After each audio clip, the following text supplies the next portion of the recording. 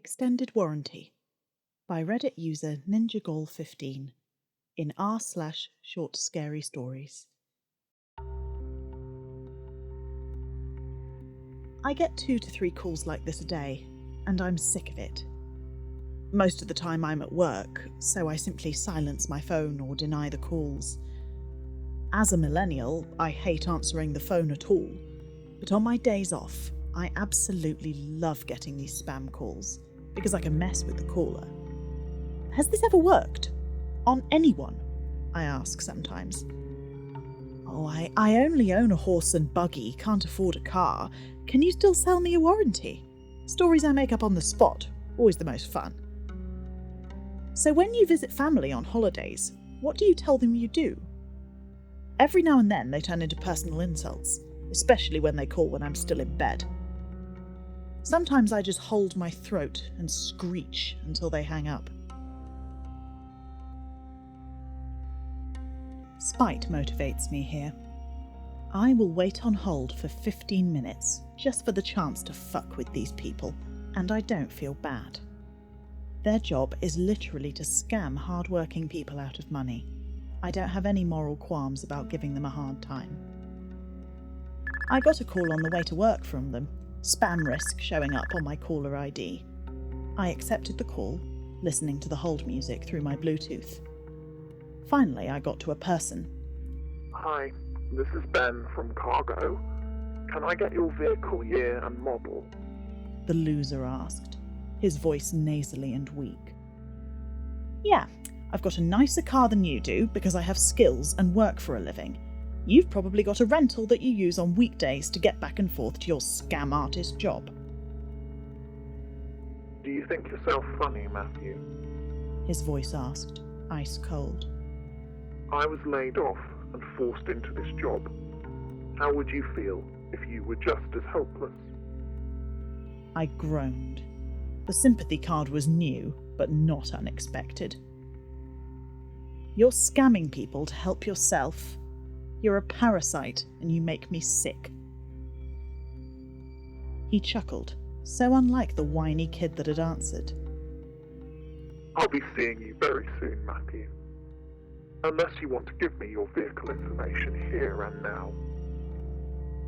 I refused, swore at him a little more, then hung up. It left me unnerved all day. My phone kept buzzing from spam numbers, to the point where I had to put it on silent just to avoid the annoyance. After work, I slumped into my car, exhausted. I started up, letting it run for a little before putting it in gear. I feel a little sting at my neck, startled that a bug got in my car. It's December after all. Suddenly, my hands slumped down, and I found I couldn't move my body.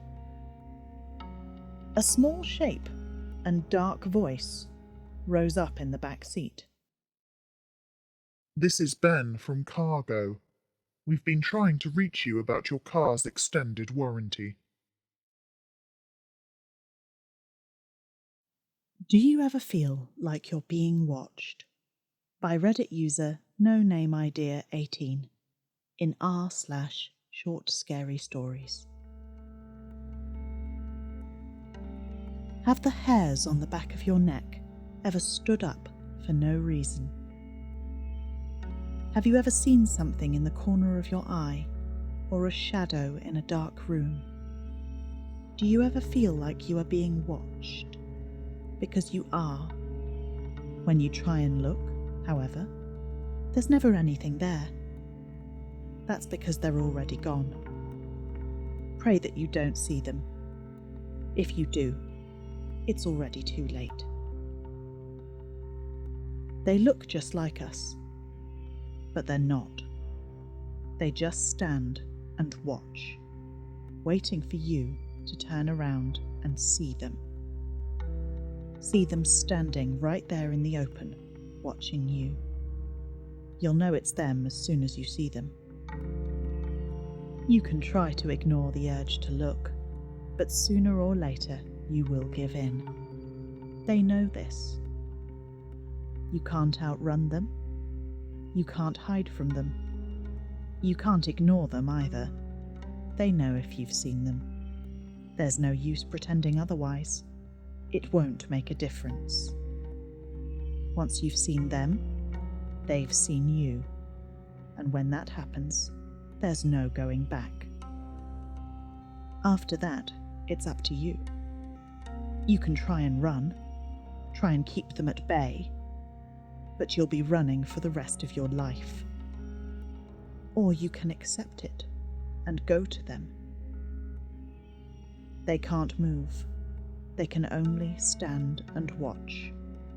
Watch as you see them. Watch as you stand there and make the decision to run or accept your fate. If you do decide to run, they will find you. They never stop. I don't know what happens when they reach you, or you reach them. I assume you become one of them, but I can't know for sure. No one can. Until you see them, you can't know what you'll do. Either way, it's too late. Me? I ran. I've been running for 3 years.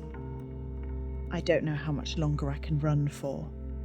As I type this, I'm sitting on a train 4,000 miles from when I saw the first of them. Every time I see them, there's more of them, and they're getting closer. I know my time is running out. The most I can do now is spread the message and this warning. Please, whenever you feel like you're being watched, no matter how much you want to, however strong the temptation is, do not look.